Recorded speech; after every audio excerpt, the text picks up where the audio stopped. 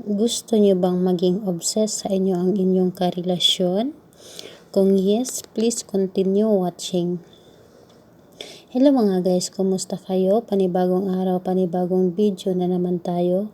At sa araw na ito ay isa na namang video ang ating ituturo sa inyo na simpleng gabay o simpleng pamamaraan na makakatulong sa atin. At bago ang lahat, gusto ko lang mag-disclaimer sa mga taong hindi naniniwala o hindi gusto ang kagaya nitong video. Please skip this video and maghanap kayo ng videos na gustong-gusto nyo. Dahil ang video na ito ay para lamang sa mga taong naniniwala and gusto mag-try. And ayun, gusto nyo bang maging obsessed sa inyo ang inyong karelasyon and hindi na ito titingin pa sa iba, kumbaga sa inyo lang talaga ito maging mahumaling. Ayun. At bago pala ang lahat, sa mga nagtatanong sa atin kung meron na bang natupad sa mga gumagawa ng ating mga spell, pumunta lang kayo sa ating Facebook group sa Sari-Saring Pampaswerte. I-search nyo lang doon sa Facebook and makikita nyo naman kaagad kung ano ang pangalan ng ating channel, ay yun din ang pangalan ng ating Facebook group. And ayun, makikita ninyo doon ang mga nagpo-post sa kanilang mga experience o sa mga kanilang mga ginagawa na natupad na ilang days lang at ilang oras lang talaga ay natutupad kaagad. Ayun, gusto nyo bang maging obsessed sa inyong karelasyon and hindi ito titingin pa sa iba? Ang gagawin nating spell ngayon ay napaka-epektibo nito, no, and mabilis lang itong tumalab basta galing talaga sa inyong puso ang inyong paggawa and alam ninyo sa sarili ninyo na gustong-gusto ninyo. At ayun, ano-ano ba ang materials na ating kakailanganin dito, sis? Una, kumuha tayo ng plato. Yung kailangan hindi plastic na plato, kailangan na glass talaga na plato, no, kahit anong kulay ng plato, basta ito ay glass lang talaga, yun, glass talaga ito, and hindi pwede yung plastic, kailangan talaga na glass. Pangalawa, picture niya. Pero kung wala kayong picture sa taong iyong gagawan, dahil LDR kayo at hindi pa kayo nagkikita, ay gumamit tayo ng pangalan niya at apelyido. Pero kung may picture kayo dyan, mas maganda kung picture ang ating gagamitin, no?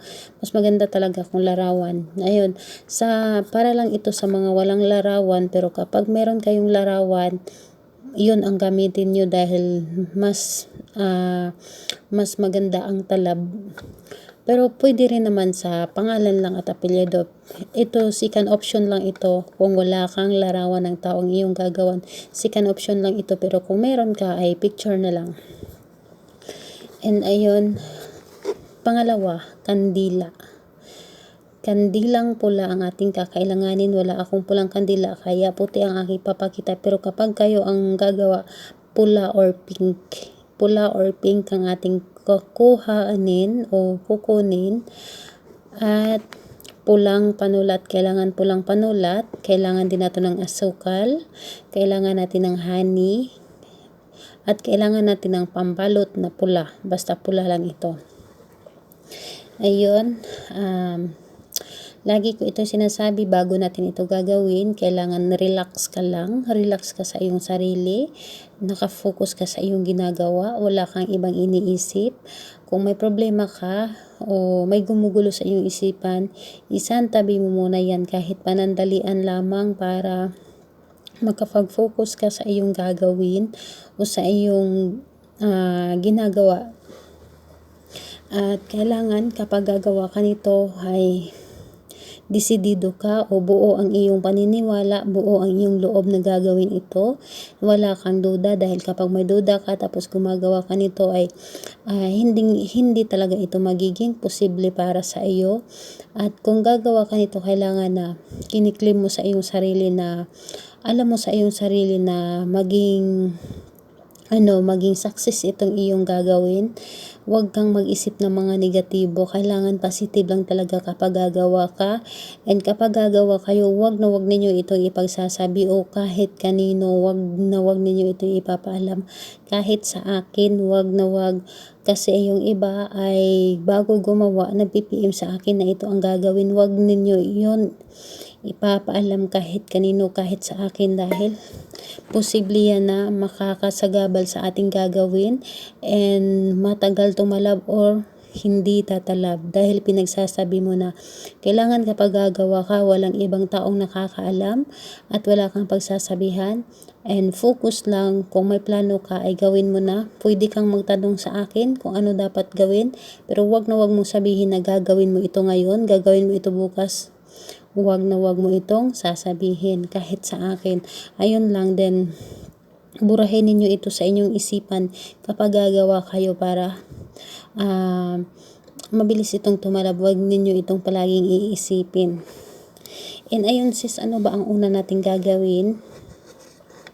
Una, kapag meron kang larawan ng taong iyong gagawan, kapag meron kang larawan, halimbawa, ito yung mukha niya, sulatan mo dito sa gilid na pangalan at apelyido niya ng isang beses. Kapag ito ay larawan, again, kapag ito ang kanyang larawan, sulatan mo dito sa gilid ng isang beses ng kanyang pangalan at apelyido. Pero kung wala kang larawan, para ito sa mga LDR na walang larawan, kailangan alamin mo talaga ang totoong pangalan at apelyido ng taong iyong gagawan. Totoong pangalan talaga, hindi pwedeng palayo lang o tawagan ninyo. At kung alam mo dito ang middle name, isulat mo na para mas kompleto. Pero kung hindi ka sigurado, hindi mo talaga alam, is pangalan na lang ng 3 beses ang ating gagawin. At pulang panulat. At syempre, bago mo ito gagawin, habang gumagawa ka, ang ating pulang kandila, sindihan mo ito at mag-ano ka kung para hindi tayo masunog. Sindihan mo ang ating pulang kandila. Wala akong pulang kandila kaya ito puti. Pero kapag kayo gagawa, kailangan talaga pula or pink. Sindihan mo habang gumagawa ka para yung energy, pumapasok yung energy sa ating ginagawa. Kumbaga magiging epektibo ito. Ayun, 3 beses ang pangalan at apelyido ang iyong gagawan.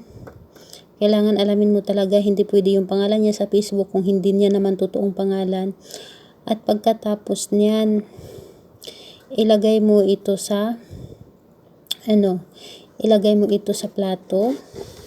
At yung plato natin ay halimbawa ganito. Ito yung ating plato. Lagyan muna natin ng asukal.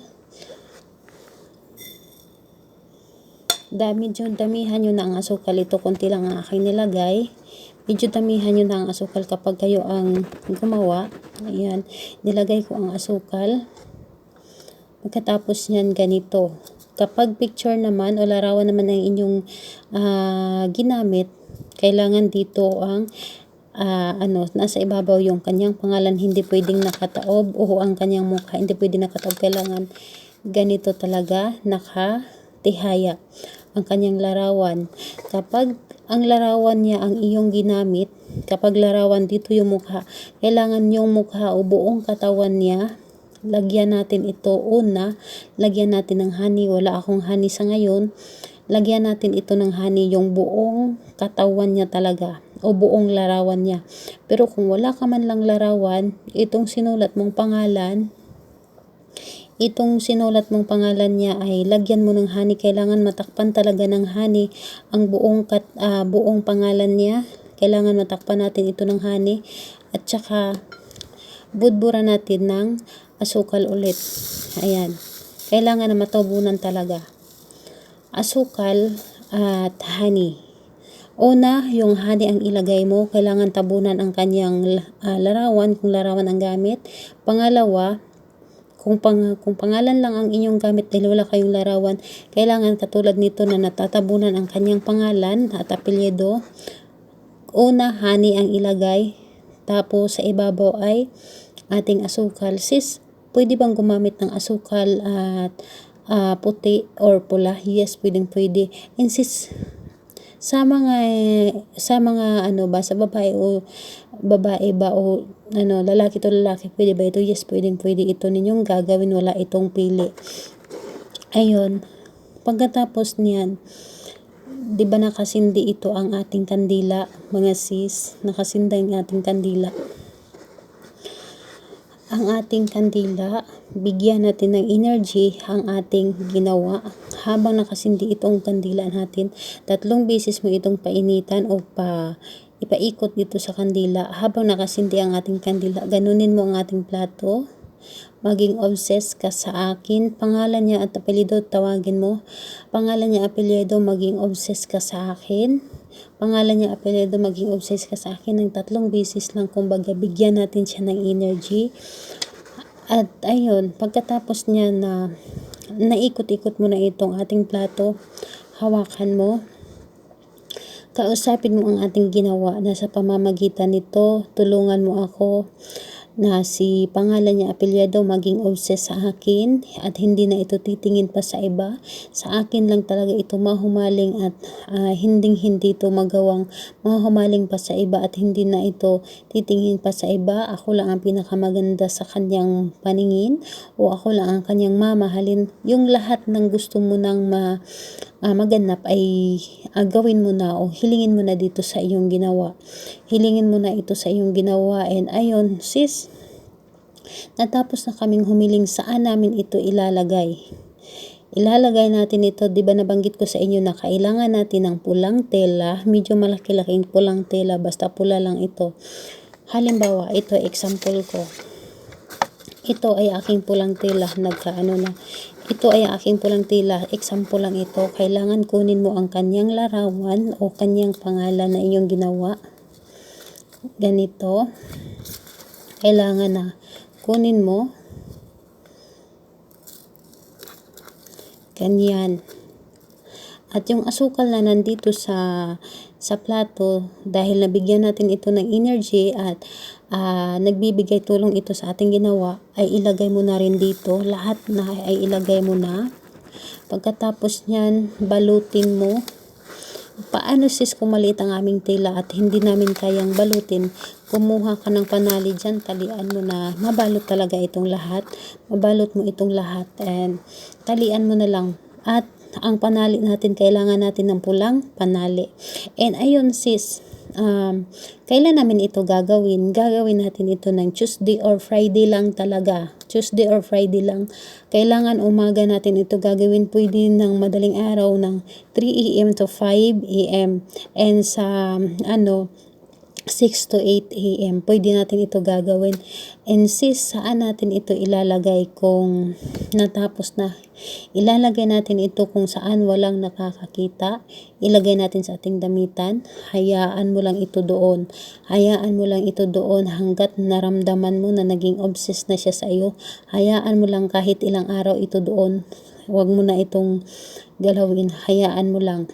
And kapag naramdaman nyo na naging obsessed na siya sa iyo, ay pwede mo na itong kunin at itapon. Ikaw na ang bahala kung itapon mo o hindi.